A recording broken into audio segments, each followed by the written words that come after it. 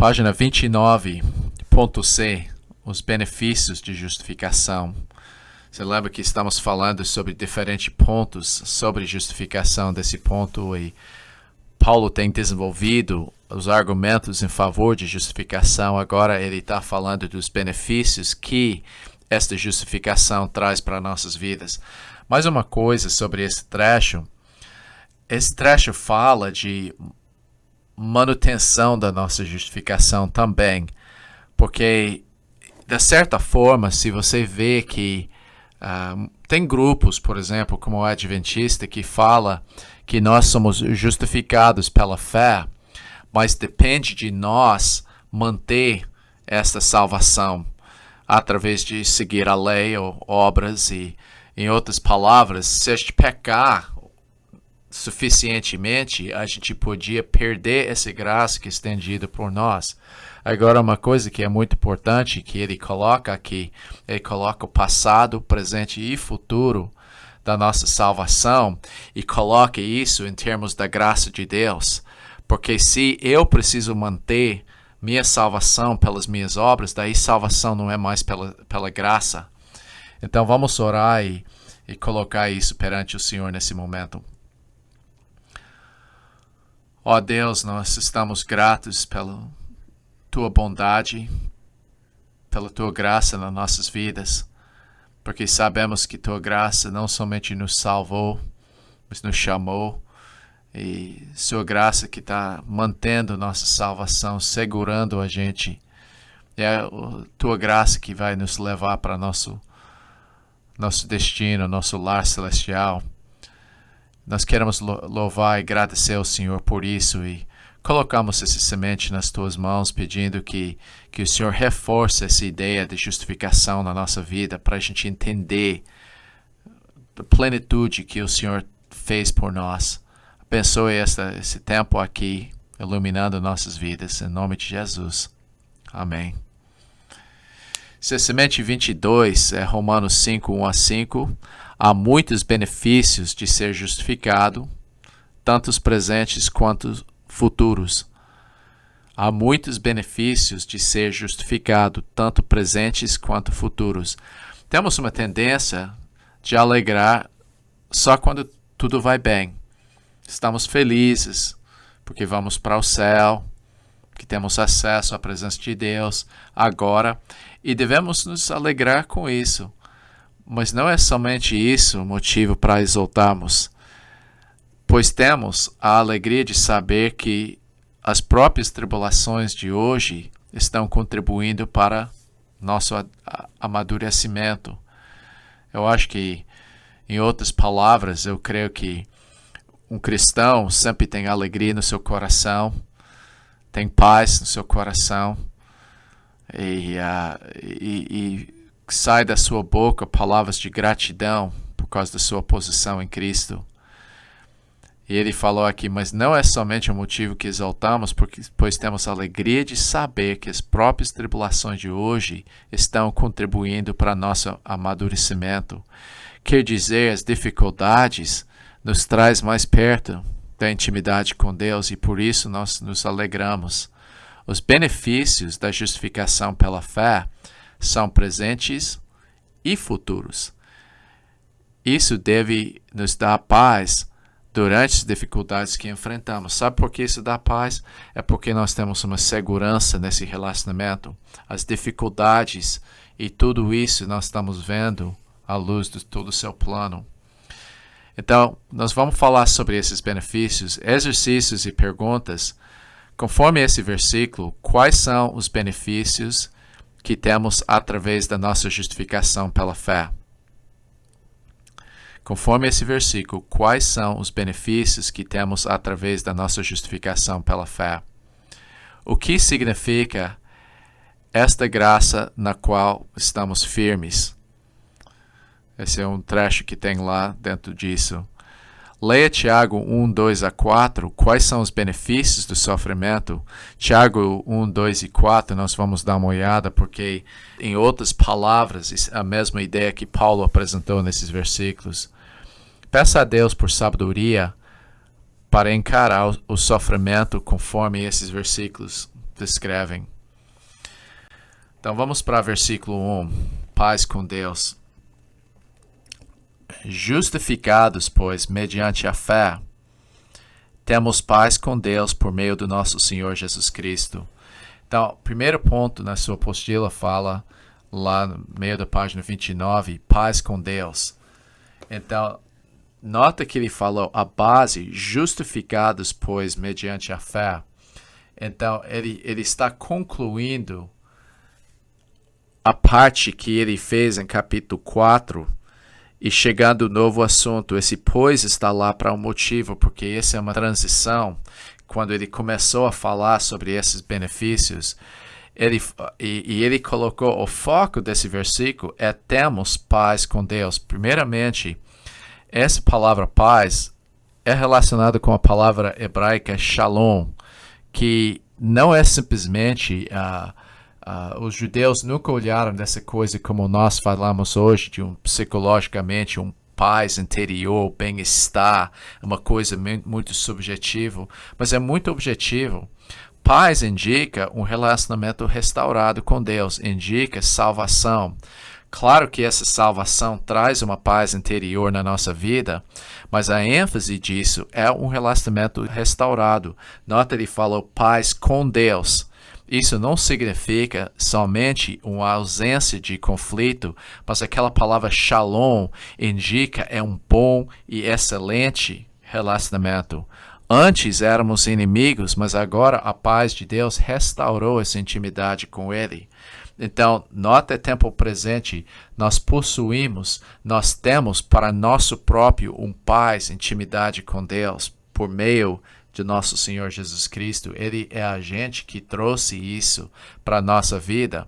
É através somente dele que temos esse paz, porque de nós mesmos nós não podemos. Agora, qual é a causa? Por que eu tenho esse relacionamento restaurado? Por causa disso, justificados mediante a fé. A fé é a fonte dessa justificação. Então, o que ele está implicando aqui? No último capítulo, ele falou como Abraão creu em Deus e foi imputado justiça. A ênfase do capítulo anterior é imputação de justiça nas nossas vidas.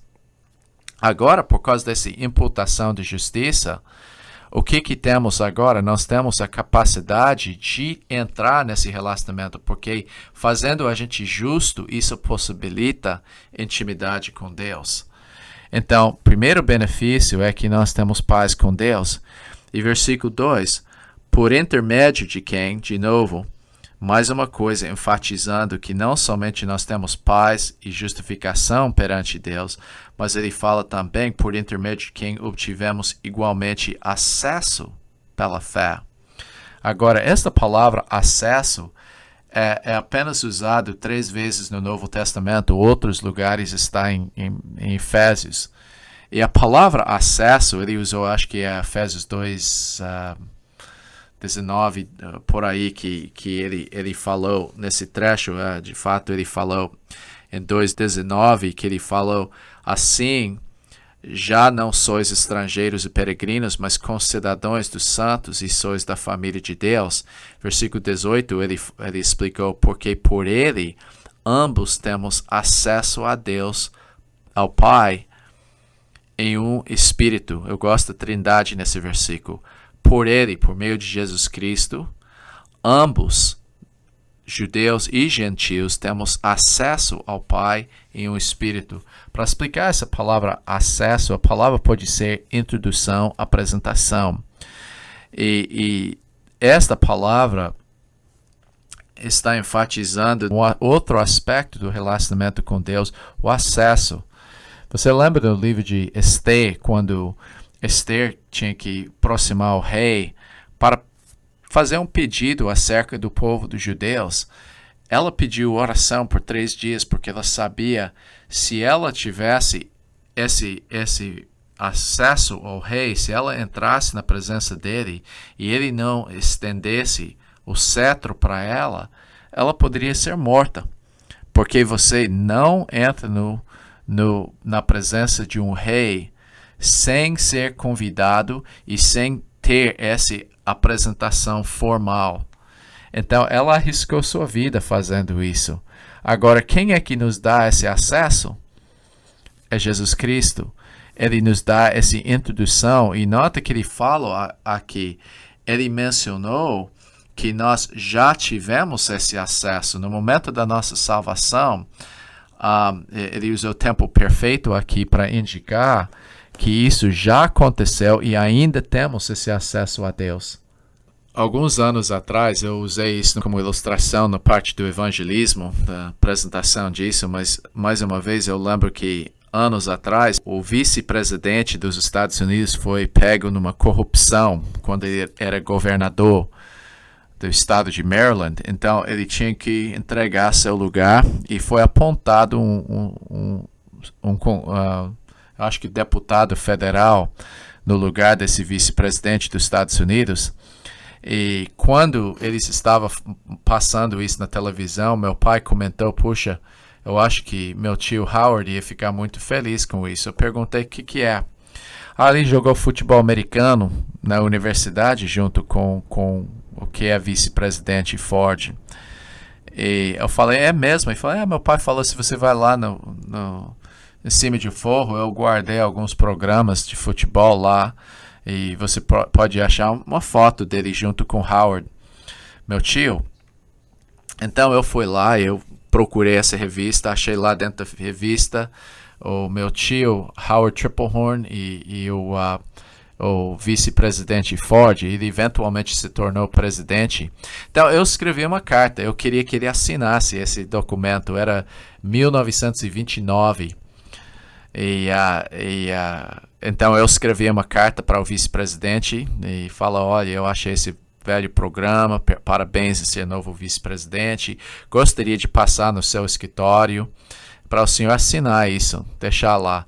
Eu imaginei que ia deixar com o secretário, ele rapidinho ia dar uma assinatura, alguma coisa assim, mas minha mãe chegou, um dia quando eu cheguei em casa, minha mãe saiu correndo, muito animada. Ela fala, puxa, Bruce, nós temos uma introdução, nós temos alguém para nos apresentar, nós temos uma audiência com o vice-presidente dos Estados Unidos.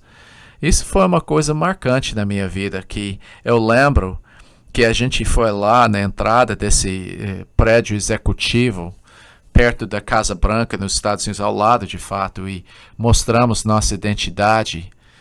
E cada lugar a gente tinha que passar segurança um por um, porque realmente se a gente tivesse sem essa apresentação no nome do meu tio entrando lá, a gente não teria esse acesso.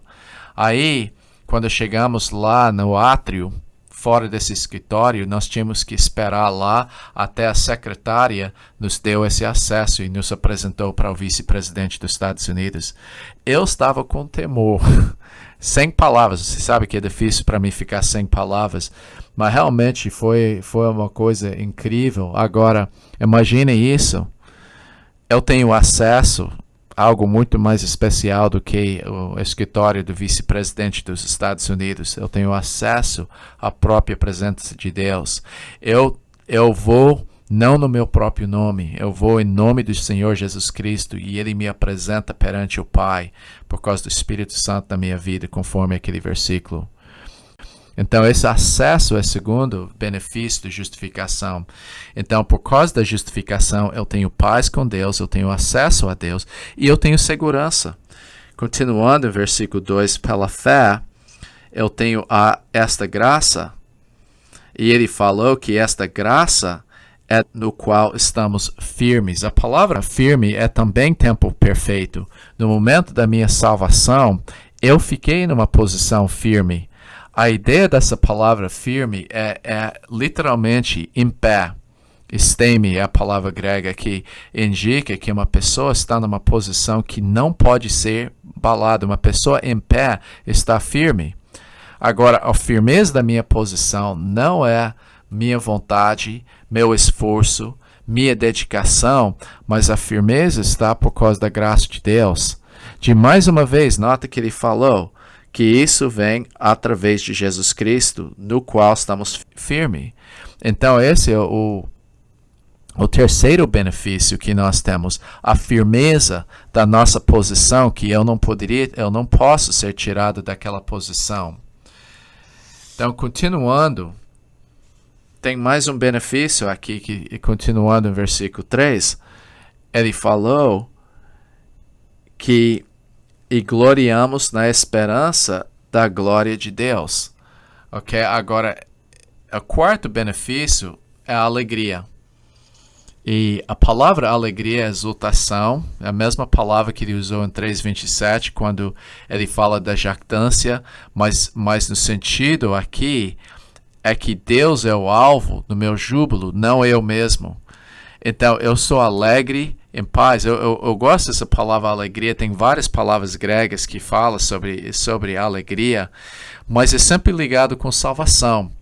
Você lembra que em Gálatas, Paulo perguntou às pessoas que estavam voltando, retraindo do evangelho e querendo religião, ele falou: o que aconteceu com sua exaltação? O que aconteceu com sua alegria? Porque religião não traz alegria, mas paz com Deus, acesso a Deus, firmeza em Deus, traz alegria para a nossa vida. E ele falou: a alegria está na esperança de uma glória futura. Eu gosto desses primeiros 2 versículos porque eles falam do passado, presente e futuro do que Cristo fez por nós. Justificado no passado, hoje eu tenho paz, hoje eu tenho acesso, hoje eu tenho alegria, hoje eu tenho firmeza, e eu sei por causa dessa firmeza, eu tenho uma futura esperança que ele colocou no fim disso. Então ele está falando de tudo que Cristo fez por nós pela sua graça. E é baseado em tudo que ele fez, nos justificando pela sua graça. Então, a primeira coisa ele fala, nós exultamos na esperança de uma glória futura. Segunda coisa que ele falou, eu gosto desse trecho porque ele falou, não é simplesmente que a gente está feliz, que a gente tem um futuro seguro, mas olha o que ele falou aqui, versículo 3. E não somente isso, mas também nos gloriemos nas próprias tribulações, sabendo que a tribulação produz perseverança, e a perseverança, experiência, experiência, esperança. É interessante, a palavra tribulação é uma palavra grega thlipsis. Thlipsis é uma palavra estranha, eu sei, no português, mas a ideia da palavra thlipsis é que é usado pela grande tribulação. É uma aflição, uma dificuldade que vem por sermos um cristão verdadeiro. É relacionado com perseguição. Claro que qualquer sofrimento traz esses benefícios para a nossa vida, mas ele está focalizando nas perseguições que sofremos aqui e dificuldades. Então eu mencionei que vários trechos que usam esse versículo de tribulações. Você pode ver uma lista enorme lá, Mateus 5, 10 a 12, 2 Timóteo. Esse Mateus 5, 10 a 12, ele está falando sobre bem-aventurados são os perseguidos. Quando você passa a tribulação, porque falou da alegria lá, ele falou em 2 Timóteo 3,12, ele falou, todos que querem viver piedosamente em Cristo sofrerão perseguição. Então você pode continuar na lista aqui, João 15, 20, 2 Coríntios 4, 17, Romanos 8, 18, 1 Pedro 6, 9, 3, 13 a 15, todo o livro de 1 Pedro foi escrito como propósito de preparar as pessoas para se regozijar durante perseguição. Tiago 1, 2 a 4, que nós vamos falar. Todos esses trechos falam dos valores de perseguição e da certeza da perseguição na vida do cristão. E nota isso, ele falou, não somente isso, quer dizer, não somente alegramos na nossa esperança futuro, mas tempo presente também gloriamos, regozijamos, alegramos nas próprias tribulações. Por quê? Porque sabemos, e nós temos o conhecimento, sabemos por completo que o que essa tribulação faz, produz perseverança. A palavra perseverança é hupomene, que significa de ficar embaixo de alguma coisa sem fugir. A perseverança indica que você não suporta com paciência aquilo sem fugir. Você aguenta a pressão. Porque às vezes a questão eu já vi tantas pessoas com a primeira oposição que eles enfrentam em compartilhar Cristo ou viver para Cristo, eles fogem. E perseverança é uma coisa que você fica e aguenta as dificuldades. Então, as tribulações levam a pessoa a ser mais forte, mais resistente. Eu lembro que a primeira vez que uma pessoa me criticou e mentiu sobre minha vida, assim, eu fiquei tão abalado.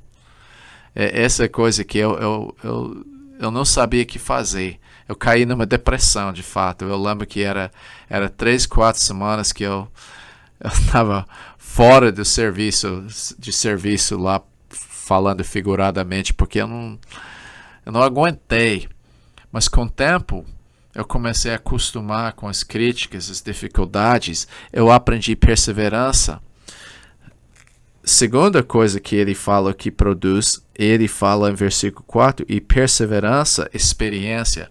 A palavra, eu mencionei na apostila, experiência é um caráter aprovado como ouro depurado. A ideia é que eles iam passar um teste para ver a qualidade do ouro. Agora, a ênfase não está na prova aqui nesse versículo, mas o resultado, um caráter aprovado. Esse ouro passou o teste, é ouro genuíno, é puro. Eu acho que nesse ponto ajuda a ler Tiago, capítulo 1, versículo 2 e 3, porque ele fala isso. Meus irmãos, tende por motivo de toda alegria, mesma coisa que ele falou lá, ou passardes por várias provações, dificuldades. Então, como ele falou em Romanos capítulo 5, ele está falando aqui em Tiago, que devemos ter essa alegria quando a gente passa tribulações. Por quê? Sabendo que provação da vossa fé, uma vez confirmada, sua fé produz perseverança, parece a mesma coisa. Ora, a perseverança deve ter ação completa, para que sejais perfeitos e íntegros, e nada deficientes. Então, o que ele está querendo dizer com esse versículo é que essas dificuldades levam a pessoa a ter essa perfeição e integração na sua vida, e nada deficiente. Então, o que esse versículo está falando? A ideia é que quando perseveramos embaixo de uma dificuldade, suportamos a dificuldade e aprendemos, nós amadurecemos no nosso caráter. E essa ação completa é a ação de Deus aperfeiçoando nossa vida. Daí a gente não está deficiente em nada. Então, ele está falando, essa experiência é o aspecto de aperfeiçoamento do nosso caráter. E daí ele falou uma coisa interessante. Ele falou experiência, esperança. Espera aí. Ele está voltando para a esperança mais uma vez. Então, uma pessoa que tem esperança na sua vida é uma pessoa que tem uma esperança e uma busca de santidade. Você sabe que a Bíblia indica para a gente que esse aspecto de perseverança e esperança produz esta coisa em nós, esse bom caráter e uma busca de santidade. Em 1 João, capítulo 3, versículo 2, ele fala, amados, agora somos filhos de Deus. Okay? Esse é tempo presente. E ainda não se manifestou o que havemos de ser. Quer dizer, há coisas que vão acontecer nas nossas vidas, nem nós sabemos completamente o que Deus vai ainda fazer na nossa vida. Sabemos que quando Ele se manifestar, seremos semelhante a Ele, porque havemos de vê-lo como Ele é. Quer dizer, quando a gente consegue ver Cristo sem impedimento e ver a pureza dele, Ele vai nos transformar e a gente vai ser como Ele. Porque a implicação, o mais que a gente consegue ver Cristo, o mais que nós vamos se tornar com Ele. E finalmente, quando vemos Ele por completo, Ele vai completar essa obra e nós vamos ser como Ele. E nota que ele fala no versículo 3, isso é onde eu queria mencionar. E assim mesmo se purifica todo o que nele tem essa esperança, assim como Ele é puro. Então, quando nós temos essa esperança de ser como Ele, nós buscamos santidade. Quando nós buscamos santidade, nós vamos ser tribulados, perseguidos, dificuldades. Quando temos dificuldades, nós vamos aprender a perseverar. Quando aprendemos a perseverar, isso vai desenvolver nosso caráter, nós vamos ser mais humildes, mais dependentes dele. E isso produz mais esperança na nossa vida, porque nós não estamos dependentes das nossas circunstâncias, e isso produz mais esperança. Esse mais esperança leva a gente a fazer o quê? Buscar mais santidade. Com essa santidade vem tribulação, com tribulação vem perseverança, com essa perseverança vem o desenvolvimento do nosso caráter que produz mais esperança. Está vendo o ciclo que está produzindo aqui? Esperança causa perseguição, perseguição causa paciência, paciência desenvolve nosso caráter. Um caráter bom leva à esperança. Isso resultará em mais perseguição, etc. Então, nota o ciclo na sua apostila, lá na página 30. A esperança causa perseguição, perseguição causa paciência, paciência desenvolve nosso caráter, um bom caráter leva à esperança. Isso resultará em mais perseguição, etc. Então, esse é o ciclo aqui. Porque temos esperança, ele terminou essa parte aqui. Ele falou aqui, olha, esperança não confunde. A ideia de confundir é porque a ideia é de ser decepcionado, porque a gente colocou nossa fé no algo que não deu certo. Ele falou, você pode ter certeza que esta esperança é firme. Nunca você vai ser decepcionado de falar, olha, eu esperei em vão. Então, por exemplo, quando pessoas colocam esperança no novo governo, nova Constituição, qualquer outra coisa, normalmente aquelas coisas nunca se realizam como eles esperam. Mas quando você coloca sua esperança em Jesus Cristo, isso nunca vai chegar ao ponto de decepcionar a sua vida. Então ele falou agora, ora, a esperança não confunde. Por quê? Porque o amor de Deus é derramado em nossos corações pelo Espírito Santo que nos foi outorgado. Quer dizer que essa palavra derramado, a ideia é de um derramamento total. Você pode imaginar uma pessoa que você entra embaixo de uma cachoeira, a água está transbordando mais do que você pode aguentar. A ideia dessa palavra é super abundante, está derramada em nossos corações. Quer dizer, a ideia é que nossos corações estão secos e como o lugar que está precisando água realmente está derramado em nós. Deus está mostrando esse amor para conosco por meio do Espírito Santo na nossa vida, que realmente o Espírito Santo está confirmando a presença desse amor na nossa vida. E nota que ele falou no passado que isso aconteceu, foi derramado no nosso coração. Ele indica no tempo perfeito, foi derramado e está ainda lá. Ele usou tempos perfeitos, lembra-se disso. Isso indica a permanência dessas coisas que ele já fez na nossa vida. Então ele falou do passado, presente e o futuro assim. E ele ilustrou, quando nós ainda estávamos no estado da fraqueza espiritualmente, sem habilidade de nos ajudar, ímpios durante esse tempo é quando não merecemos que Cristo morreu por nós. Nós vamos descobrir e estudar isso um pouco mais sobre esse amor de Deus que foi derramado no nosso coração. Porque versículo 6, eu estou só adiantando isso, porque Cristo, quando nós ainda éramos fracos, morreu seu tempo pelos ímpios. Quer dizer, ele estava deixando bem claro que esse amor ágape que foi derramado em nós não foi um amor merecido, mas imerecido. E por isso, nós sabemos, por causa do amor que ele derramou no nosso coração, nós sabemos da certeza do futuro. E nós vamos examinar na próxima semente um pouco mais esse amor. Página 30, tem lá embaixo a semente 23. Romanos 5, 6 a 11, fomos justificados por amor imerecido. Fomos justificados por amor imerecido. Eu queria enfatizar que ele começou em versículo 5, de capítulo 5, falando sobre esse amor, porque ele está confirmando o aspecto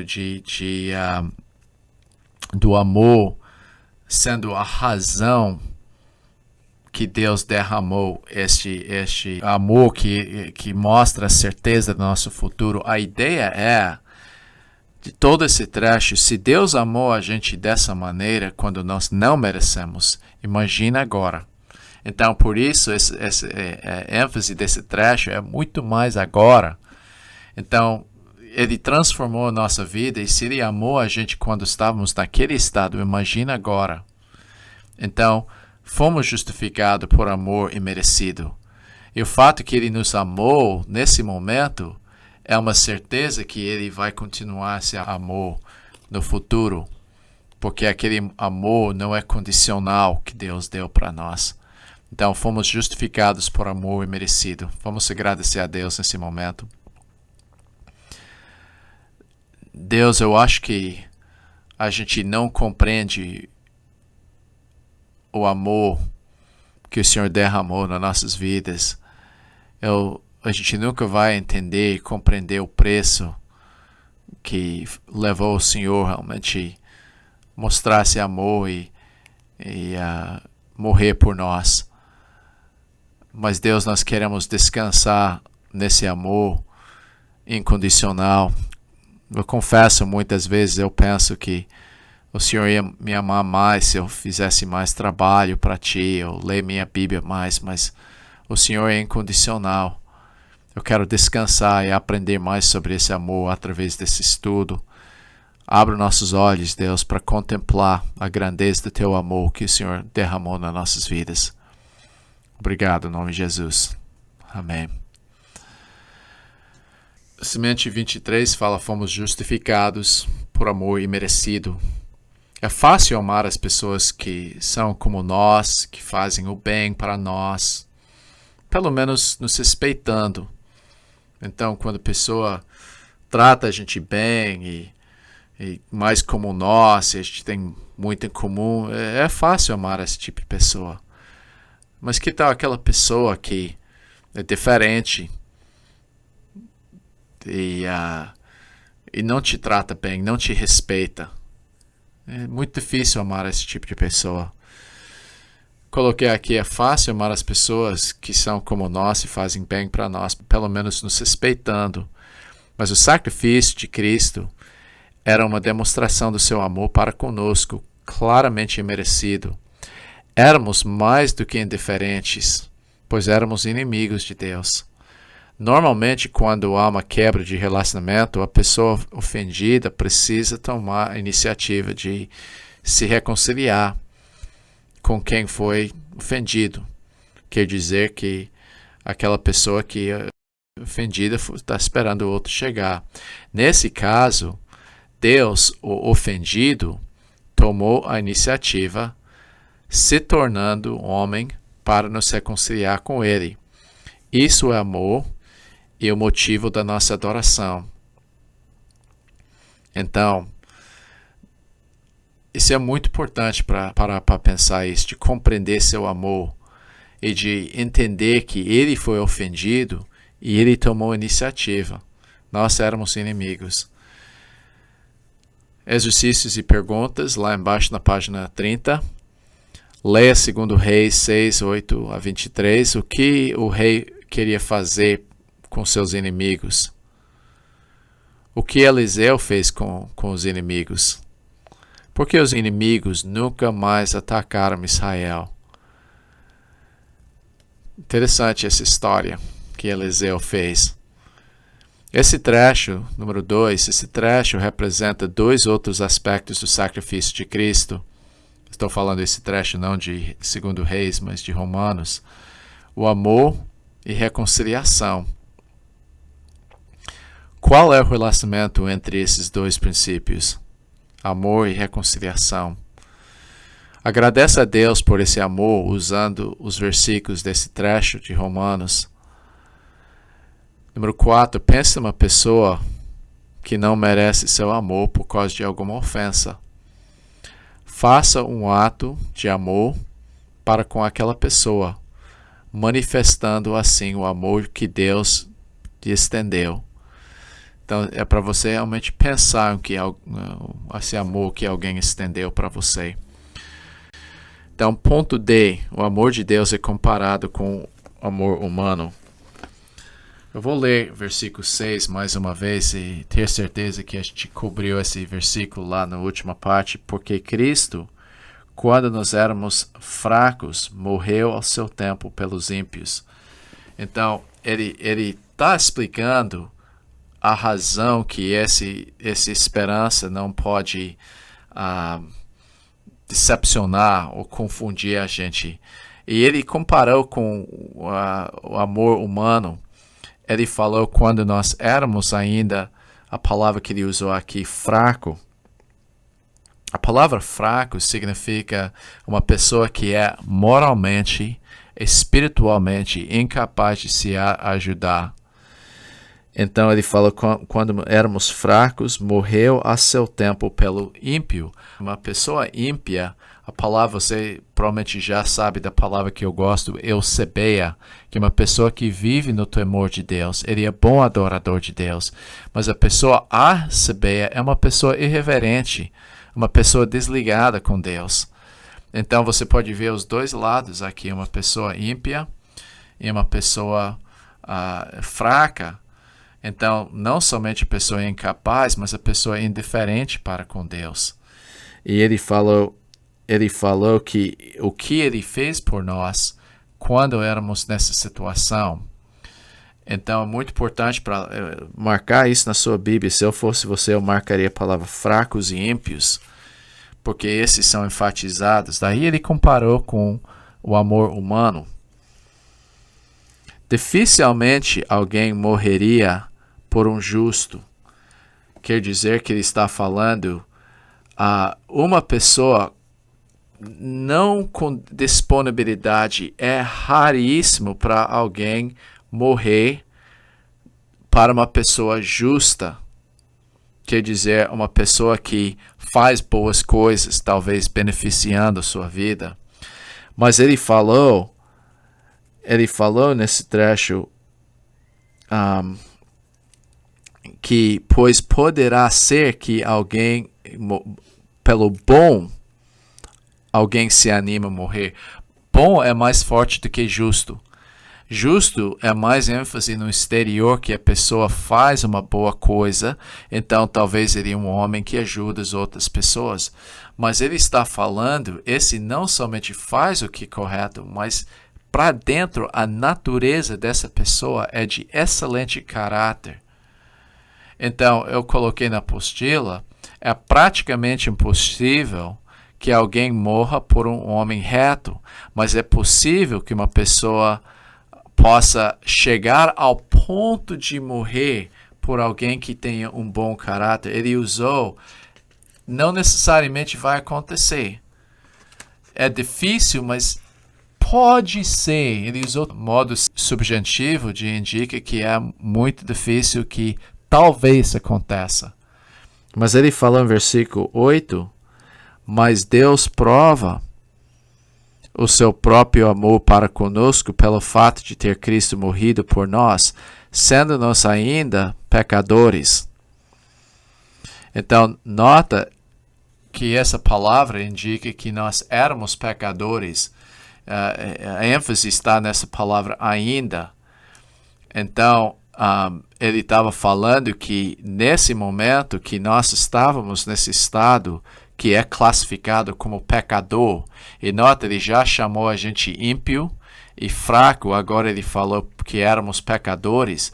Ele falou que Deus demonstrou, ele manifestou, literalmente a palavra que ele usou aqui significa de juntar tudo para se manifestar alguma coisa nesse amor para conosco, em que Cristo morreu por nós. Então, a ideia é que ele morreu no nosso lugar. É difícil para alguém morrer no lugar de uma pessoa justa, mas Deus demonstrou o amor além do amor humano. Do fato que ele morreu por nós quando ainda éramos nesse estado de pecado. Ele não morreu por nós quando nós respondemos em fé, mudamos nossa vida, se arrependemos. Ainda naquele estado, ele morreu por nós. Então, o amor de Deus manifesto, eu chamei em ponto E, em contraste com o amor humano, que precisa ser merecido, Deus demonstrou seu próprio amor. Nota a palavra que eu enfatizei, próprio. É muito forte que esse é amor dele mesmo para conosco, pelo fato de Cristo morrer por nós, pecadores, quando estávamos sem condições e sem merecimento. Então, isso é muito importante de entender esse grau de amor. Agora, o que ele quer enfatizar de novo, como esse amor está relacionado com a esperança que ele falou antigamente. Número 6 fala glorificação, salvação da ira de Deus no futuro. Versículo 9, eu coloquei aqui, se nós fomos justificados quando estávamos nesse estado, quanto mais certo é a nossa salvação, nossa glorificação. Nota que ele falou logo, muito mais agora. Por que ele falou? Porque nós ainda não somos fracos agora, porque Cristo nos deu o Santo Espírito que está em nós, que nos dá a capacidade.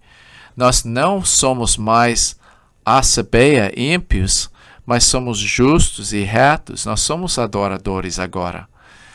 Nós não somos mais pecadores, mas nós somos santos, por isso ele fala logo muito mais agora.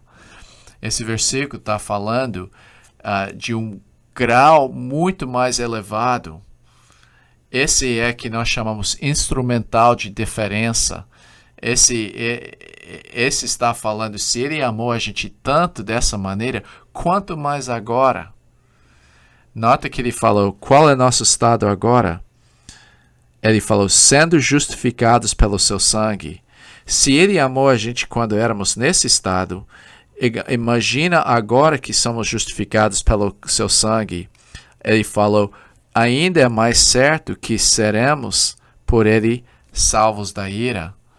Então, quando ele colocou isso, futuro, que quer dizer que não somente eu fui no momento minha salvação justificado, mas realmente eu tenho uma certeza do futuro, proteção contra a ira de Deus na minha vida. Então ele falou, se isso aconteceu lá, imagina agora. Ele falou a mesma coisa no versículo 10, porque se nós, quando inimigos, a palavra inimigo indica hostilidade. Então, a glorificação no futuro, se nós fomos justificados quando estávamos naquele estado, muito mais agora. Éramos inimigos. Mas o que ele falou, se nós éramos inimigos, ele falou, porque se nós, quando inimigos, fomos reconciliados com Deus mediante a morte de seu Filho. Essa reconciliação, a gente já falou, a palavra é catalasso, indica uma transformação do relacionamento entre nós e Deus. Nós fomos reconciliados. Deus tomou a iniciativa para restaurar esse relacionamento. Quer dizer, veja bem, o inimigo, a pessoa que faz algo contra você, ele que tem que reconciliar contigo. mas Deus é que tomou a iniciativa para nos reconciliar. O inimigo, a pessoa que era hostil contra ele amou essa pessoa para restaurar nós.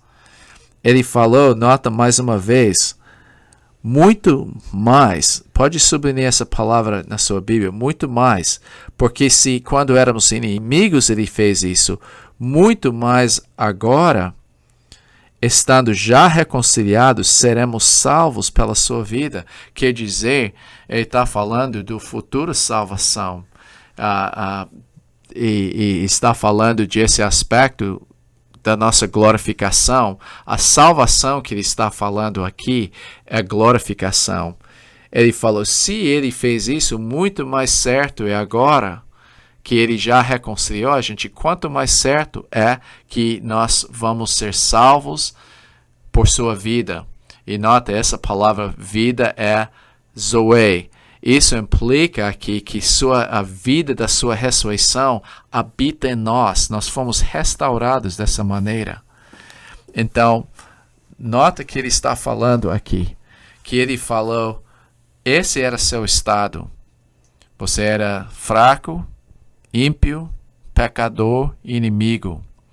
E Deus deu seu amor incondicional, justificando, reconciliando, dando acesso a Deus nesse estado.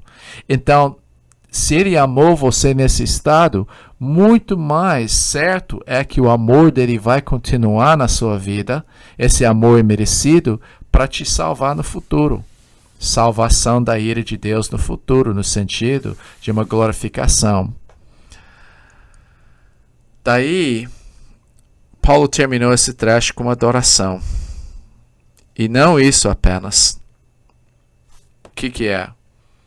Gloriamos no futuro esperança, gloriamos na tribulação, gloriamos na nossa glorificação, mas aqui ele está falando aqui, não somente gloriamos dessa glorificação, mas gloriamos também, gloriamos em Deus.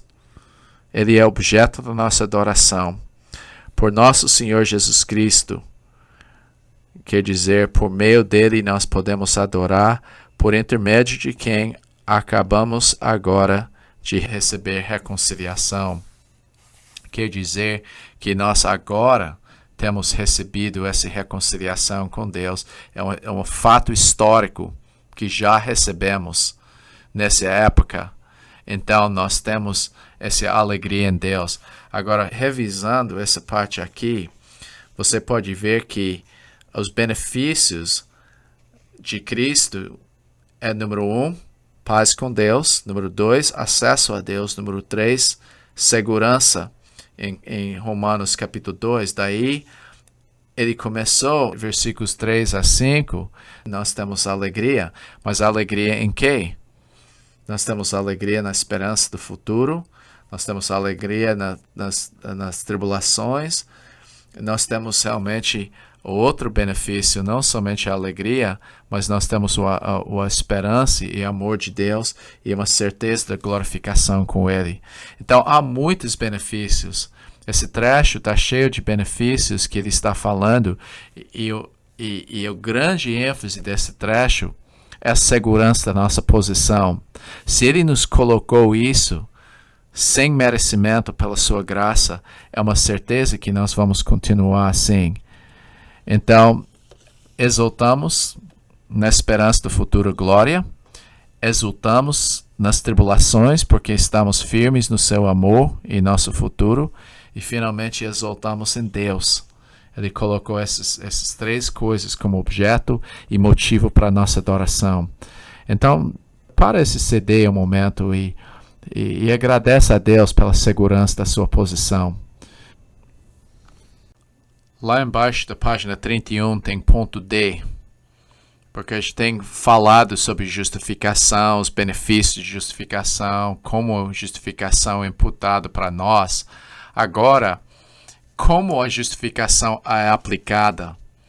A pergunta mais importante é como é que a justiça pode ser imputada aos que têm pecado. Quer dizer, quando a gente usa dinheiro para descrever imputado, é fácil entender. Minha conta é zerado e não é mais zerado quando o dinheiro é transferido para minha conta. Isso é imputação, que é enfatizado muito em capítulo 4. Mas a questão é, ok, é diferente quando a conta está zerado e você transfere, mas você tem aqui nessa questão a questão de pecado. A pessoa tem pecado. Como é que algo vai acontecer para vencer esse pecado ao ponto que a justiça podia ser imputado? O ponto de todo esse trecho, a coisa mais importante de entender desse trecho, tem 2 pontos aqui.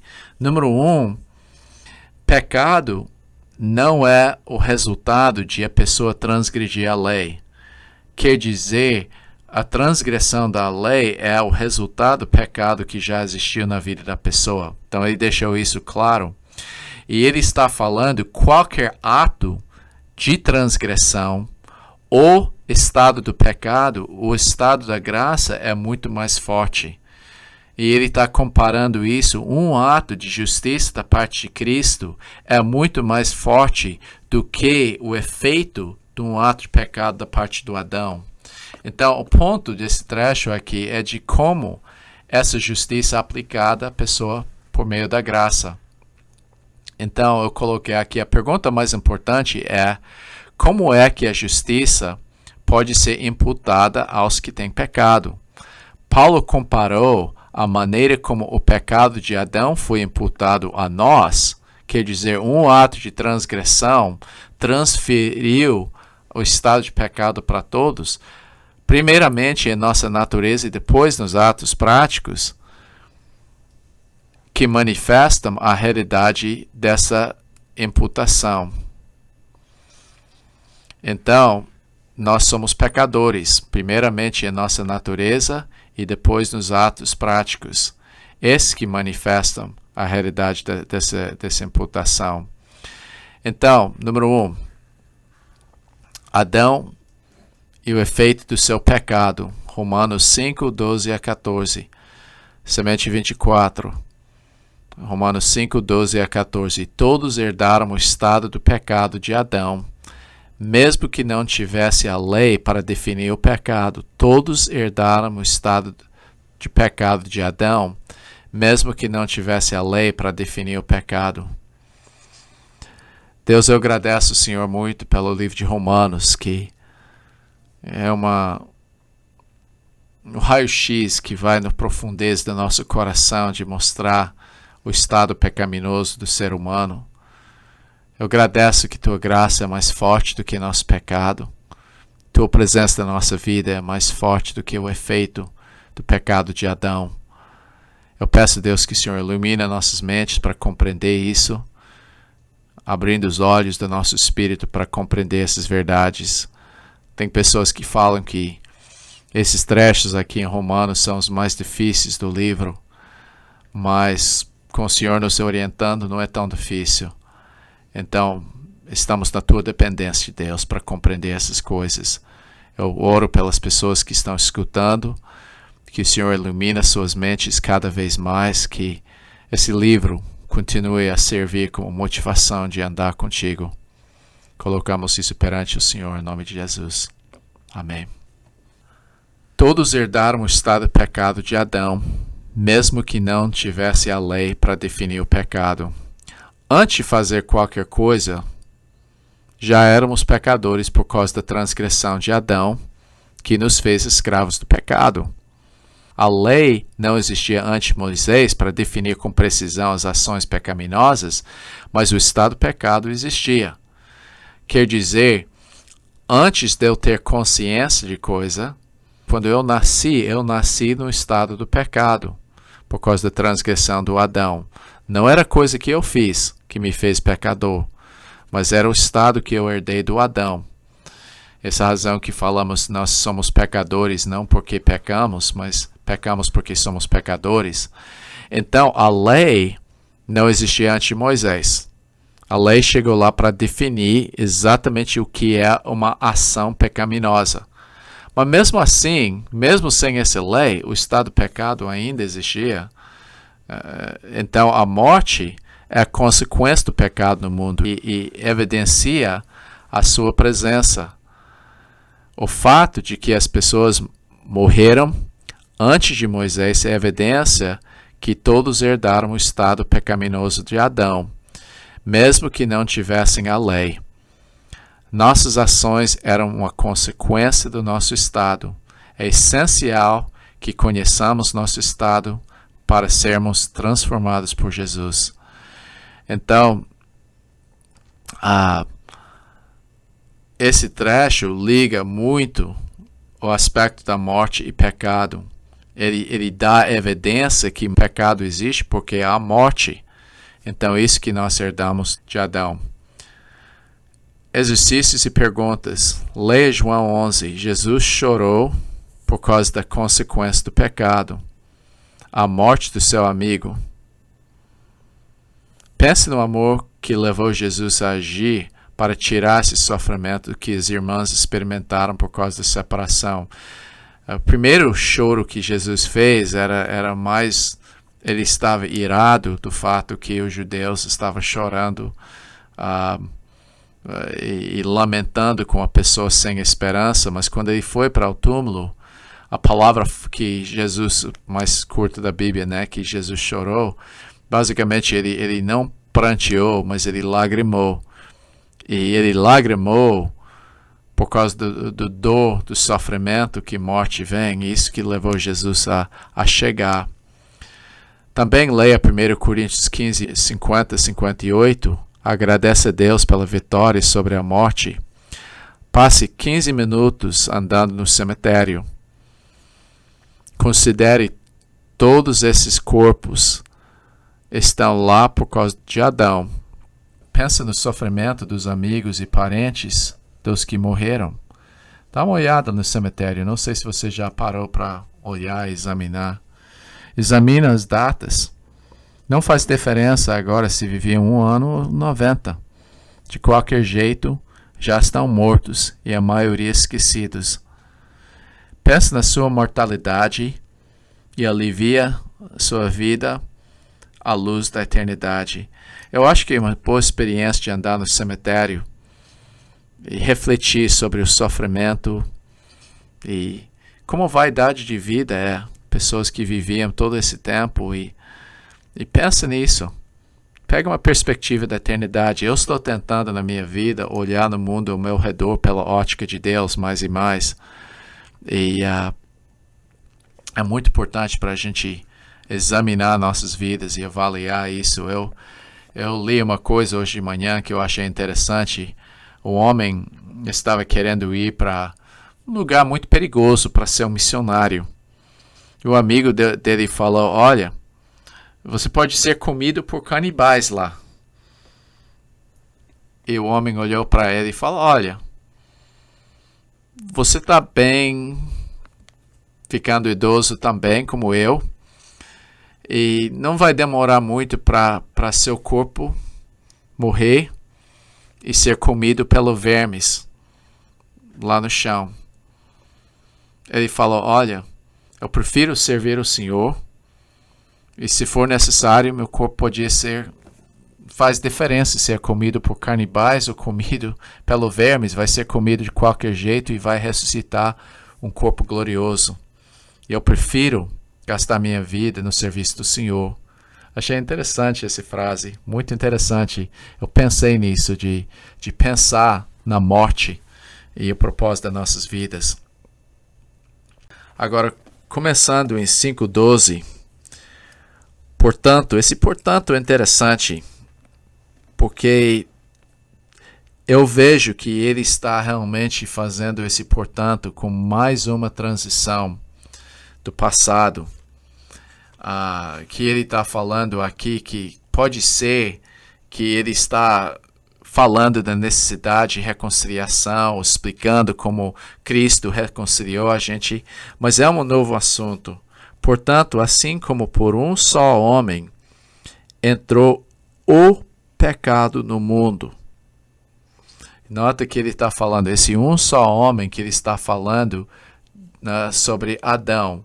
Por meio a gente, quem é que trouxe isso? um só homem, Adão. E ele falou, pecado entrou no mundo. E nota que ele falou o pecado. Isso é a natureza pecaminosa. Nota, um só homem, uma só transgressão, entrou o estado do pecado. Nota que eu coloquei na sua apostila o que entrou, o pecado. Isso implica o estado. O resultado, a morte. Ele falou no versículo 12, e pelo pecado, por meio do pecado, a morte entrou no mundo. Então, o que Paulo está fazendo aqui, fazendo uma ligação entre morte e pecado. Primeiramente, a gente sabe que ele está descrevendo a morte física, porque Adão morreu fisicamente como consequência disso, eventualmente não na hora, mas a morte física é evidência do estado do pecado, mas morte espiritual é separação de Deus.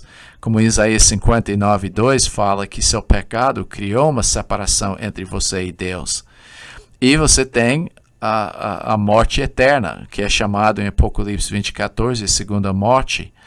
Então, ele está falando dessas pessoas que morreram eternamente sem Cristo Jesus. Então, a consequência disso, que ele falou nesse versículo, que a morte passou a todos os homens porque todos pecaram. Agora, nota que ele está falando aqui que todos pecaram, no sentido que nós pecamos porque estávamos até culpados, no sentido que estávamos dentro de Adão. Então, esse estado do pecado espalhou, porque todo mundo está no estado do pecado e a evidência é que morte estava lá.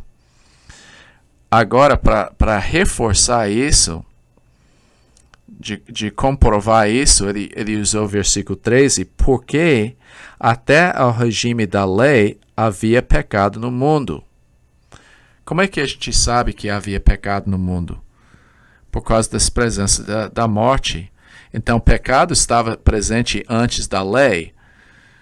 Levado em conta significa definido especificamente com os atos, quer dizer, fala, mas o pecado não é levado em conta quando não há lei.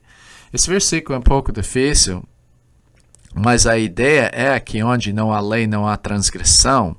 Quer dizer, ele está falando, mesmo que a lei não existia para definir atos específicos, nota que ele está falando aqui, o pecado não é levado em conta, ele está falando mais das ações pecaminosas, não estão atribuídas às pessoas, por causa do fato que, nota que ele usou a palavra imputado, não é levado em conta, a ideia é esse, não é imputado, ele usou uma palavra, não é logizo, mas é elogeo, isso significa não é contado contra você.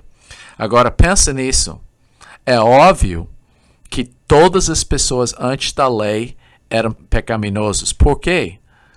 Porque eles morreram. Eles eram pecadores. Mas daí, eles não tiveram transgressões da lei porque os pecados específicos não estavam levados em conta ou colocados na sua conta, porque não houve lei para definir, mas mesmo assim eram pecadores. Então, eu coloquei na apostila aqui, se morte é o resultado de uma natureza pecaminosa, e todos morreram entre Adão e Moisés, podemos concluir que todos pecaram através de Adão. Quer dizer, a consequência daquele uma ação de Adão quebrou e entrou na vida da pessoa. Mesmo que não tivesse a lei para os cobrar, o pecado ainda existia.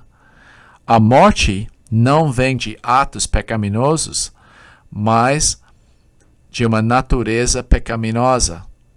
Entendeu isso? Então, o que ele está falando, a pessoa não precisava cometer atos pecaminosos para se tornar um pecador, porque já herdamos a natureza pecaminosa. Porque quando não houve lei, ainda houve pecado no mundo. Agora, qual é a prova?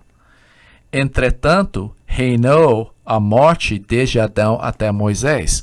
Então, essa é a evidência, a prova. todo mundo morreu, menos Enoque e Elias.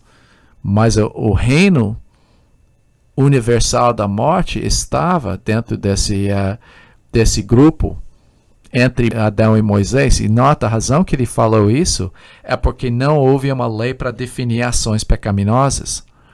Então, ele falou, entretanto, reinou. Essa palavra reinar é muito forte. Isso significa que dominou todas as vidas de todas as pessoas entre Adão e Moisés. Mesmo sobre aqueles que não pecaram à semelhança da transgressão de Adão, o qual prefigurava aquele que havia de vir. Agora, esse é muito interessante, esse versículo. Eles não transgrediram como Adão fez. Adão transgrediu um mandamento específico de não comer o fruto. Então, Adão desobedeceu um mandamento específico. Agora, entre Adão e Cristo, houve pessoas que não tiveram mandamentos específicos.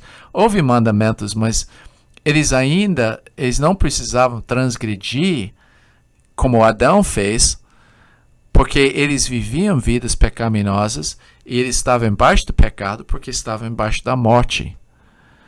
Então, o pecado de Adão, uma transgressão de uma ordem direta de Deus.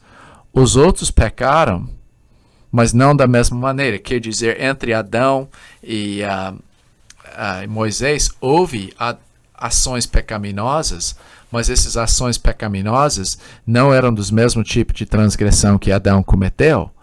Mas pecado, mesmo assim, dominou a vida das pessoas, mesmo que eles não tivessem lei. Então, isso é muito importante, porque isso mostra que pecado é um estado e não simplesmente uma ação aqui. Porque ele está falando que, normalmente pessoas falam que pecado é quando se quebra uma lei. Não, pecado é o estado da pessoa. A lei simplesmente definiu aquela ação como pecaminosa. Mas já era pecaminosa antes da lei e a pessoa ainda teve o estado de pecado antes. Agora, interessante, no fim do versículo 14, ainda na página 32, Adão é um tipo, um modelo de Cristo. A semelhança é o seguinte: um ato só, uma pessoa só, que fez algo que teve impacto sobre os outros. Quer dizer que ele está querendo colocar um contraste. O homem, Adão, fez uma ação, que é uma transgressão, e influenciou toda a humanidade. Eu não sei se você, quando eu falei para andar no cemitério, se você passou isso, você fala, puxa vida, todas essas pessoas que estão aqui, nesse um cemitério, e todos os cemitérios do mundo estão aqui por causa do Adão. Então, esse que eu queria que você refletisse. Agora, ele está falando, então, por outro lado, Adão estava prefigurando um outro homem. O outro homem, por um ato de justiça, sua morte na cruz, podia transferir esse para outras pessoas. Então, esse que ele está te preparando para isso, no versículo 14, ele prefigurava no sentido que ele era o modelo, o padrão, um tipo para aquele que estava destinado a chegar, é Cristo. Agora, a comparação em Cristo e Adão é diferente, por exemplo, a comparação que Hebreus usa de Melquisedeque e Cristo. Aqui é mais de contraste. Cristo justo, Adão pecaminoso. Adão trouxe morte, Cristo trouxe vida. Então, esses são os contrastes que ele queria que a gente examinasse aqui. Lá embaixo, na página 32, tem número 2, uma comparação entre Cristo e Adão. Romanos 5, 15 a 21. A semente 25. Então, lembre-se disso, uma comparação. Às vezes, os tipos na Bíblia, como Melquisedeque e Cristo, eles estão tendo características em comum, que com José, Jonas, Melquisedeque, eles estão achando coisas em comum. Mas aqui é contraste. Então, semente 25 é Romanos 5, 15 a 19. Como todos os homens herdaram o estado pecaminoso de Adão, os que creem podem herdar um estado de justiça de Cristo. Como todos os homens herdaram o estado pecaminoso de Adão, os que creem podem herdar um estado de justiça de Cristo. Vamos orar. Deus, eu agradeço, Senhor, muito pelo fato que o Senhor possibilitou a gente de herdar esse estado de justiça perante o Senhor, porque sabemos que Tua graça é mais forte do que o pecado nas nossas vidas. Eu agradeço que o Senhor derramou Teu amor e Tua graça em nossas vidas, e que isso pode superar o efeito do pecado de Adão em nós. Ajude-nos a entender essas coisas, e estamos na dependência do Senhor para nos guiar. Obrigado em nome de Jesus. Amém. Como todos os homens herdaram o estado pecaminoso de Adão, os que creem podem herdar um estado de justiça de Cristo.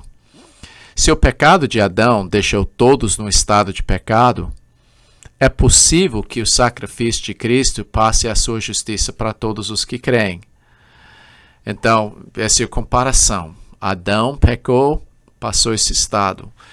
Cristo sacrificou, daí ele pode passar sua justiça aos outros. A ênfase desse trecho está em como Jesus pode fazer os eleitos justos, fazendo um contraste com a desobediência de Adão, que tornou todos pecadores. A palavra graça e seu equivalente, o dom gratuito, são usados 8 vezes nesse trecho pequeno aqui, para enfatizar que a justificação não é merecida. Devemos adorar a Deus pela sua graça. Eu gostaria de acrescentar, o ponto é que ele está contrastando não somente Adão e Cristo, mas pecado e graça. A graça, nesse trecho, é mais forte do que o pecado. A obra de Cristo é mais forte do que a desobediência de Adão. Então, a ênfase está nesses contrastes aqui. Exercícios e perguntas. Faça 2 colunas no papel, um para Adão e outro para Cristo. Usando esse trecho, faça uma comparação entre os dois. Pode usar outros trechos se quiser. Tenta discernir, antes de fazer esse estudo, quais são os contrastes entre os dois.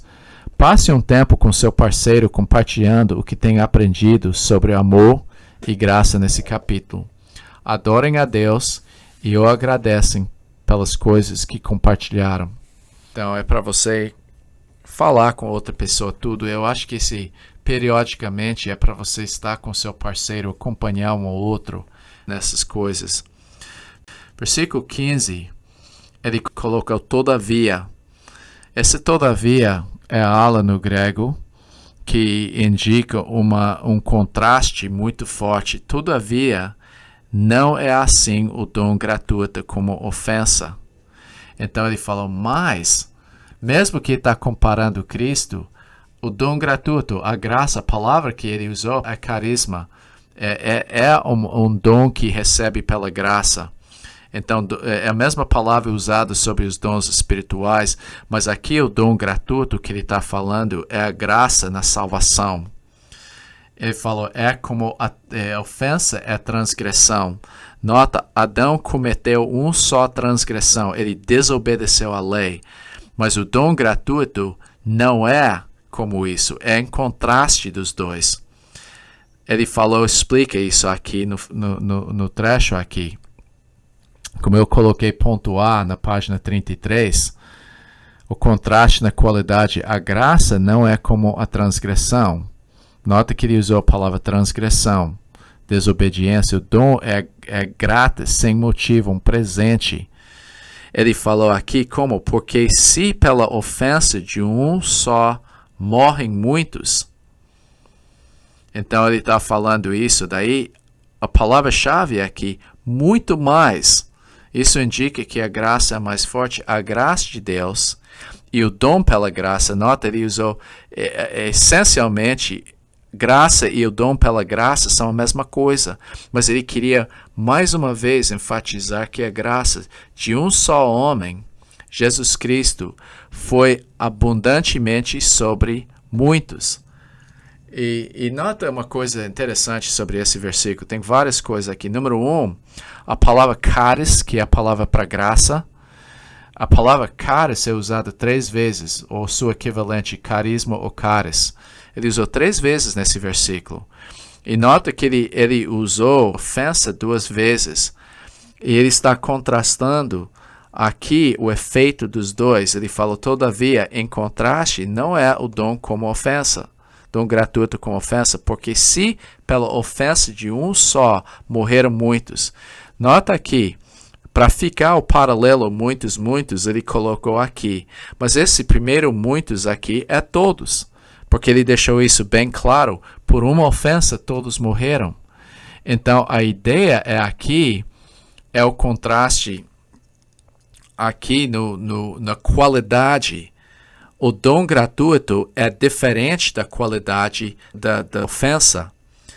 Ele falou que muito mais a graça de Deus e o dom pela graça de um só homem, Jesus Cristo, foi abundantemente sobre muitos. Esses muitos aqui não é mesmo dos muitos no outro, porque está falando sobre os eleitos. Então, muito mais isso indica que uma abundância é mais do que suficiente.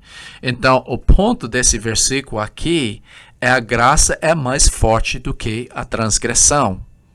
Está dando um contraste entre os dois, não em termos de extensão do efeito, mas ele está falando que a graça é mais forte do que o pecado. Agora, em versículo 16, ponto B, ainda na página 33, contraste da qualidade. O presente não é como o pecado. Nota que ele falou, o dom, entretanto, não é como no caso em que somente um pecou. Quer dizer, ele está falando, ok, eu vou colocar mais um contraste, porque o julgamento derivou de uma só ofensa para condenação. Era universal, mas a graça transcorre de muitas ofensas para a justificação. Nota o contraste aqui. Um ato resultou em condenação. Então, nota o efeito de um só pecado. O pecado é muito forte. Deus odeia pecado. Essa é a razão que é condenado. Então, um só pecado resultou numa condenação de todas as pessoas. Nota o efeito de um só pecado. Ele está enfatizando aqui esse condenação, um julgamento de condenação. Mas isso veio por causa de uma só transgressão. Mas, por outro lado, a graça cobriu muitas transgressões. Então, se uma transgressão é suficiente para condenar tantas pessoas, Cristo, só um ato de justiça pode cobrir muitos pecados, porque Deus é gracioso, Ele é mais forte. Então, o que ele está falando aqui é o ato da graça de Deus é muito mais forte do que pecado. Porque um pecado é muito forte, mas o ato de Cristo pode cobrir muitas transgressões.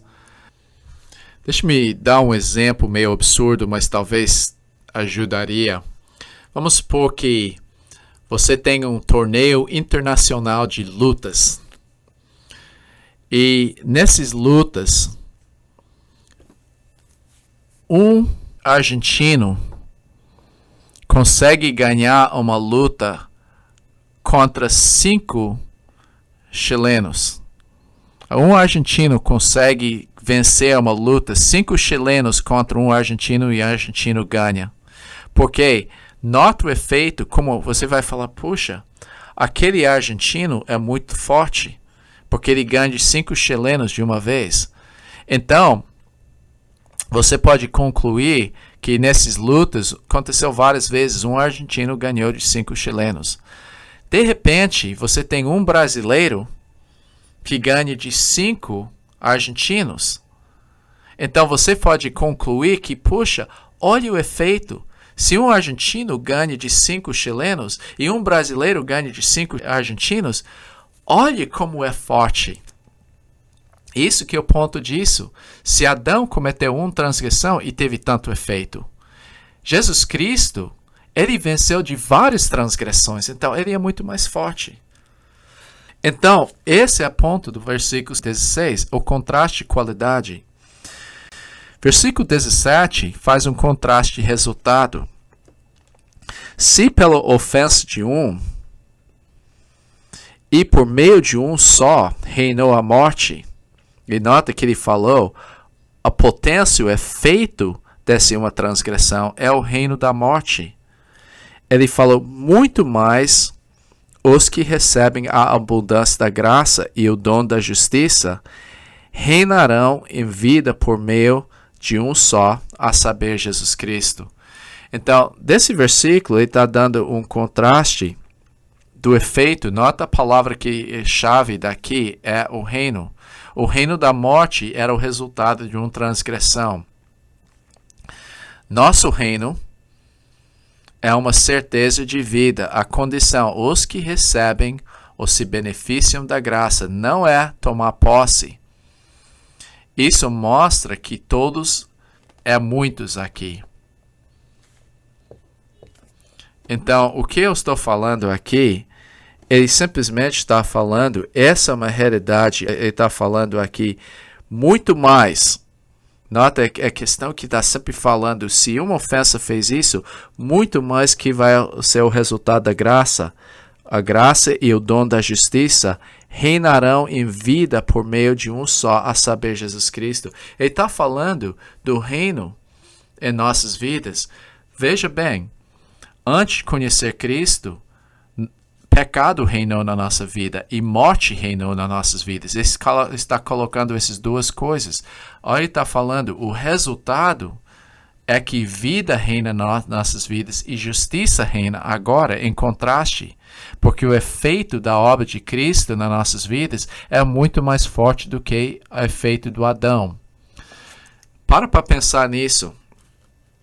O que você precisa, por exemplo, vamos supor que você está com uma doença e esse doença e bactéria está afetando seu corpo. O que você precisa? Um remédio que é mais forte do que a bactéria. Para vencer a bactéria, para você realmente ter o efeito na sua vida. Quer dizer, se o remédio não é mais forte, você não vai melhorar. Então, a questão, você tem um organismo forte agindo dentro do seu organismo, então algo mais forte tem que chegar para contrariar o efeito dessa bactéria no seu corpo. É a mesma coisa com Cristo. Você tem uma coisa muito forte na sua vida, o reino da morte, o reino do pecado. Você precisa de algo muito mais forte na sua vida para criar o resultado de reino da justiça e reino da vida na sua vida. Então, nota que mais uma vez nesse trecho, eu queria mencionar aqui, ofensa de um só reinou morte, muito mais recebem a abundância da graça e o dom da justiça reinarão na vida por meio de só, a saber, um Cristo. Pois assim como por um só ofensa veio juízo sobre todos os homens para condenação, assim também por um só ato de justiça veio a graça sobre todos os homens para a justificação que dá vida. Os 17 e 18 são basicamente a mesma ideia aqui. Eu queria mencionar aqui que essa palavra aqui, todos aqui, porque nota, é verdade, condenação veio sobre todos, essa condenação veio sobre, por um só ato da injustiça, mas por um só ato de justiça por Cristo, a graça mais forte veio sobre, nota, ele falou todos os homens. Agora, esse todos não é todos, como muitos, no outro versículo, deveria ter traduzido 15 assim, ou a ideia de 15 todavia não é assim o dom gratuito como ofensa, porque se pela ofensa de um só transgressaram, morreram todos, muito mais a graça de Deus e o dom da graça, e é só o homem, Jesus Cristo, foi abundante sobre muitos, que são os eleitos.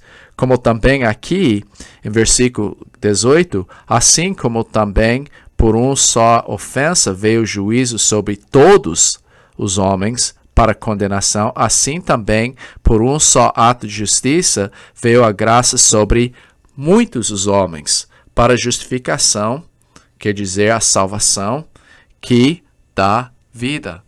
Então, nota os contrastes aqui, que ele está colocando nos dois lados.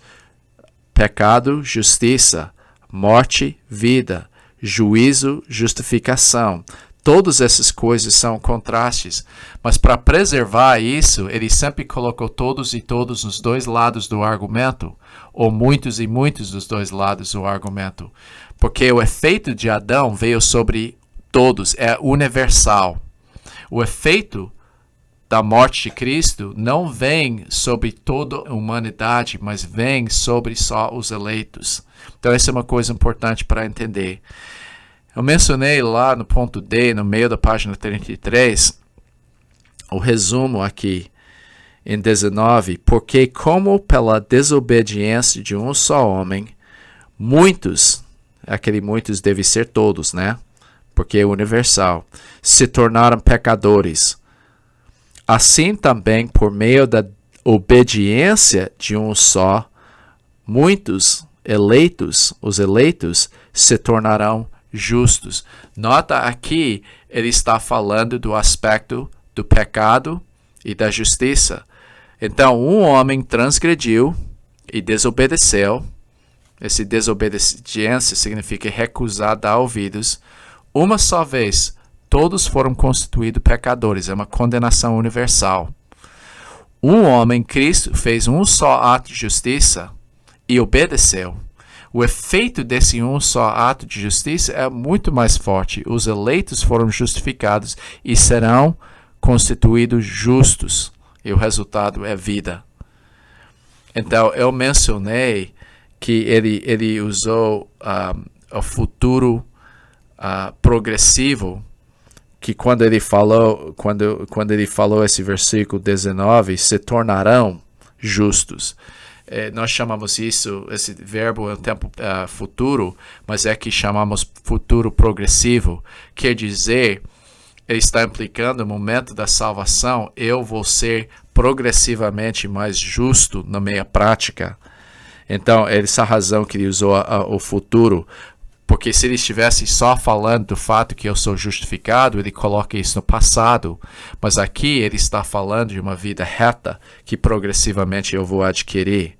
Então, esse versículo está indo meio rápido aqui, eu não quero demorar nos detalhes aqui, porque ele está contrastando a qualidade, a quantidade e o resultado dos dois atos. Então, lembre-se desse resumo aqui. Adão só transgrediu uma vez e houve um impacto tremendo sobre toda a humanidade e resultou em morte e condenação universal da humanidade. Cristo só fez um ato e obedeceu, e o efeito da graça foi muito mais forte do que o efeito do pecado. Os eleitos foram justificados e serão constituídos justos, e a vida. Embaixo lá na página 33, ponto E, ele descreveu a lei, porque a pergunta aqui, por que a lei? Porque se você começa a ver que a lei, parece que ele estava falando que, olha, pecado, se tem lei ou não tem lei, pecado existia, e você começa a pensar, mas então por que a lei foi dada então? Semente 26 fala, Romanos 5, 20 a 21, terminando esse capítulo e terminando essa parte, fala, a lei foi dada não para justificar, mas para mostrar a necessidade da graça. A lei foi dada não para justificar, mas para mostrar a necessidade da graça. A lei foi dada não para justificar, mas para demonstrar a necessidade da graça. Vamos orar. Deus, eu agradeço ao Senhor pela força da Tua graça na nossa vida. a graça que venceu o nosso pecado, a graça que preserva a nossa salvação, a graça que é uma garantia da nossa glorificação um dia. Eu reconheço que o conceito da graça vai completamente contra os conceitos religiosos que estão ao nosso redor. E por isso, às vezes, a gente pode meio intelectualmente afirmar a graça, mas no fundo do coração não acreditar. Então eu peço que o Senhor tire qualquer dúvida das pessoas que estão ouvindo aqui, que realmente eles reconhecem o fato que sua salvação só pode ser por meio da tua graça. Eu peço que na minha vida e todos nós, que o Senhor ajude-nos a viver na dependência da tua graça em todo momento. Abre nossos olhos agora para essa semente, em nome de Jesus. Amém.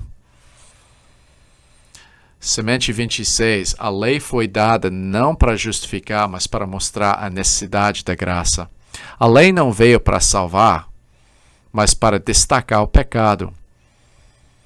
A lei aumentou a culpa do homem porque definiu com mais precisão o que eram os atos pecaminosos, deixando-os mais responsáveis perante Deus. Por exemplo, adultério era pecado antes da lei. Assassinato era pecado antes da lei. Tudo isso foi pecado. Mentira foi pecado. Você lembra que Abraão pecou e mentiu? Todas essas pessoas pecaram fazendo isso, mas a lei veio para definir isso. Já era pecaminoso, mas não foi definido legalmente. É como, por exemplo, hoje em dia, com novas tecnologias desenvolvendo, coisas que não eram ilegais antes se tornam ilegais. Por exemplo, antes não era ilegal, não havia uma lei, nenhuma lei contra baixando uma música da internet.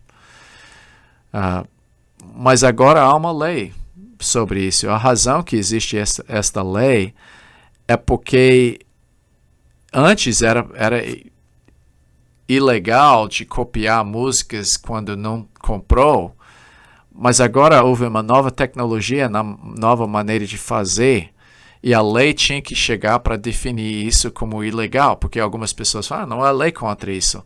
Então os advogados falam, não, tem que definir com mais precisão essa lei. Então a mesma coisa com a lei de Deus. O pecado não veio por causa da lei, o pecado já existia.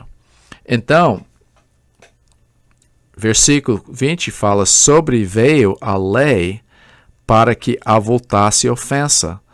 Mas onde abundou o pecado, superabundou a graça. Agora, quando ele falou aqui, esse é basicamente paralelo àquele trecho em Gálatas. É a mesma coisa, sobreveio a lei. A palavra sobreveio indica que foi acrescentado não como parte principal do plano divino. Então, quer dizer, a lei não veio como parte do plano da redenção da humanidade que Deus tinha. A lei era parte do plano de Deus, mas não como caminho principal. É como uma emenda que foi acrescentada. Então, a lei veio para que a transgressão aumenta, de ser abundante, intensificado, ser mais óbvio, se eu posso colocar assim, de avultar-se, indica de aumentar, mas a ideia é de definir com mais precisão. Daí, por exemplo, quando as leis estão aplicadas, daí a ofensa fica mais óbvio. Sobreveio a lei para que avultasse a ofensa, mas onde abundou o pecado, isso indica onde o pecado estava abundou, ele usou a palavra hiperabundou a graça. Quer dizer, essa é uma coisa importante aqui que ele estava falando, é que a graça é sempre mais forte do que a lei. Então, eu coloquei aqui na apostila, sobreveio, entrou com algo, não se entrou no plano divino. A lei não foi o centro do plano de Deus para redimir a humanidade, a morte de Cristo foi. O resultado, avultar-se o pecado, definiu, e provocou pecado, conforme Romanos 7. Porque a Bíblia fala que a lei não somente definiu o pecado, mas também provocou o pecado. Romanos 7 fala que o mandamento até estimula a carne para querer o desobedecer. Você sabe como é, você começa a... Você nunca pecou. Eu estava falando com uma pessoa recentemente que estava preocupado com blasfêmia do Espírito Santo. E como estava definido por algumas pessoas, é que você pensa coisas ou fala coisas ruins acerca do Espírito Santo. E a Bíblia fala que não há perdão por isso. Então, ele estava imediatamente, quando você lê esse mandamento, isso é natural, acontece com muitas pessoas. Aí, de repente, lê esse mandamento, de repente vê, por algum motivo, surge um monte de pensamentos ruins acerca do Espírito Santo. Eu pequei, eu blasfemei contra o Espírito Santo. Se você lê o contexto desse blasfêmio contra o Espírito Santo, não é isso. Está falando de uma pessoa rejeitar a obra do Espírito Santo na sua vida, apesar de ter muitas evidências, mas por algum motivo, o mandamento tão forte assim até provoca pecado. Então, quando ele falou, mas onde abundou o pecado, hiperabundou a graça é sempre mais forte do que o pecado. Então, ele falou, eu coloquei o resultado, a graça não somente foi igual à condenação, mas dominou, a fim de que, como o pecado reinou pela morte, nota a palavra reinar, isso indica que o pecado dominou. E ele falou, assim também reinasse a graça pela justiça para a vida eterna mediante Jesus Cristo nosso Senhor. Nota os contrastes desse versículo aqui. Você fala, o pecado reinou, ou a graça reina. Você fala que o pecado reina, ou a justiça reina. A morte reina, ou a vida eterna reina. E por implicação, é a obra de Adão que reina nas nossas vidas, ou a obra de Jesus Cristo. Porque o ponto disso é que a obra de Jesus Cristo é muito mais forte do que a obra de Adão. Então, os exercícios e perguntas, eu vou voltar e ler esses agora. Como a lei aumentou o pecado? Leia 1 Timóteo 1, 12 a 17. Por que Paulo se considerou o principal dos pecadores? Por que Deus o salvou? Paulo mereceu? Porque ele terminou o trecho com um louvor. Use o seu louvor para agradecer a Deus pela sua salvação, porque você foi salvo pelo melhor jeito. Essa é a sua apostila, só para mostrar aqui. O resultado da lei chegar é que pecado aumentou. O resultado disso, a graça não somente foi igual, mas dominou. O resultado disso, a graça reina nas nossas vidas, e o resultado disso é vida eterna. Eu coloquei isso para mostrar que um puxa o outro. A graça era superior do que pecado. O resultado é que, em vez de pecado reinar nas nossas vidas, agora graça reina. E o resultado disso é vida eterna. Então, esse é muito importante. Estamos terminando os argumentos que Paulo deu sobre a graça e a justificação. Capítulo 4, resumindo o livro, até 3:20, ele falou e descreveu a incapacidade do homem se salvar por causa do pecado. No meio do capítulo 3, ele começou a descrever a nossa justificação.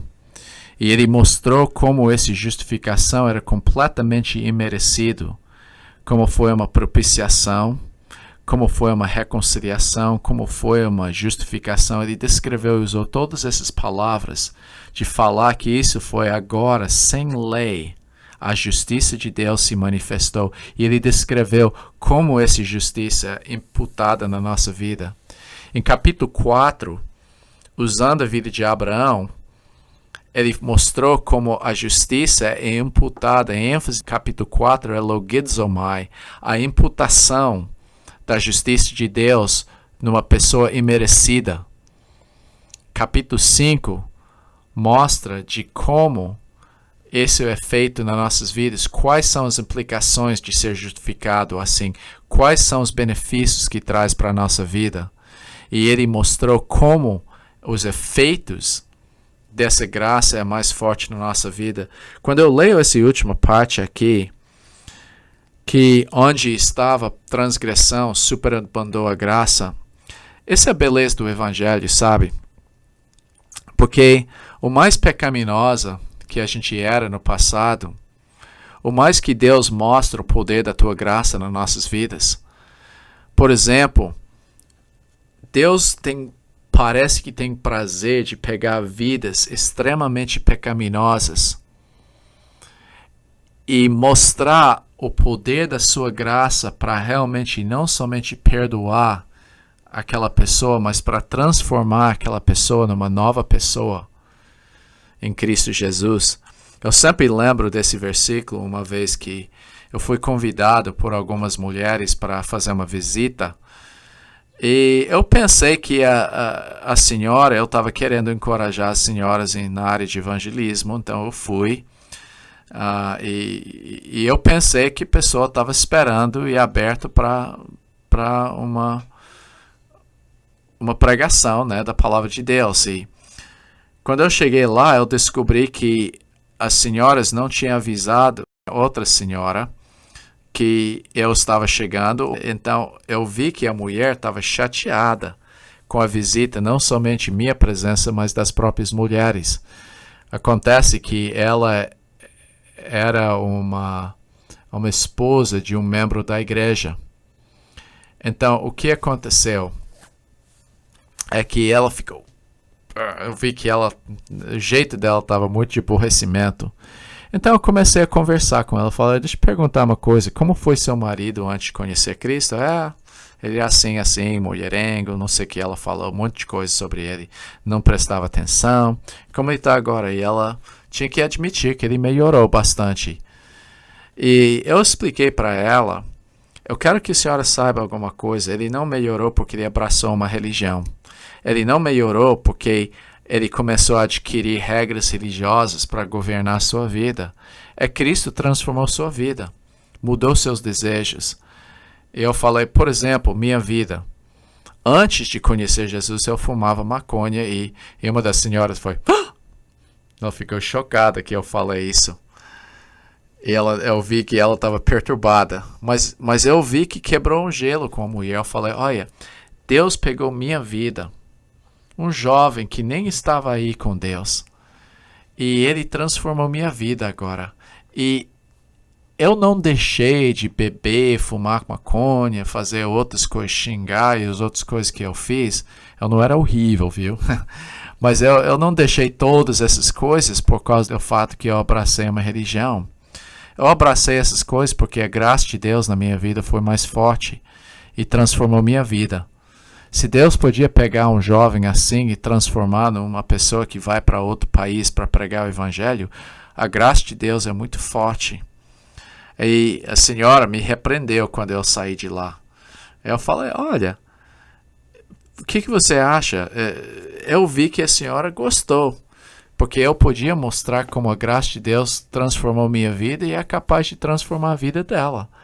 E ela falou, não, as pessoas vão falar que nosso pastor é maconheiro. Eu falo, olha, veja bem, onde o pecado foi grande, a graça superabundou. Então eu vejo isso, o mais pecaminoso que eu era antes de se converter, o mais que Deus derramou sua graça na minha vida, e Ele é glorificado nisso. Porque pessoas podem ver a riqueza da graça, como fala em Efésios capítulo 2. É como um amigo meu fala, vidas podres é bom esterco para a semente do Evangelho. Deus mostra sua graça, mostra seu poder, mostra seu amor em transformar pessoas que são inimigos, pessoas que são fracos, pessoas que são pecadores, ímpios, em adoradores.